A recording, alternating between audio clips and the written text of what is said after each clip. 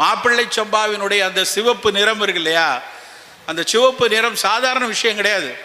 Lycopene அப்படின்னு ஒரு சத்து. அது அந்த லைகோபீன் சத்து தக்காளி பழத்தினுடைய தோல்ல இருக்கு, மிளகாவத்தல்ல இருக்கக்கூடிய சிவப்புல இருக்கு, மாதுளம்பழத்தினுடைய கருஞ்சிவப்புல இருக்கு. அந்த லைகோபீனை தனியாக பிரித்து எடுத்து புற்றுநோய்க்கு செய்யக்கூடிய மருந்துகள் எல்லாம் அதை சேர்க்குறாங்க. இன்னைக்கு நிறைய பேர் சர்க்கரை வியாதிக்காக மாப்பிள்ளை சம்பா வாங்குறாங்க.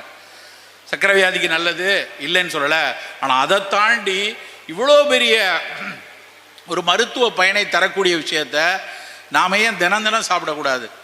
மாப்பிள்ளை சம்பாவில் புட்டு செஞ்சால் எவ்வளோ நல்லா இருக்கு, மாப்பிள்ளை சம்பாவில் இட்லி தோசை செஞ்சால் சாதாரண அரிசியை விட எவ்வளவு மென்மையாக இருக்குது, சுட சுட சாப்பிடும்போது அவ்வளோ மென்மையாக இருக்குது.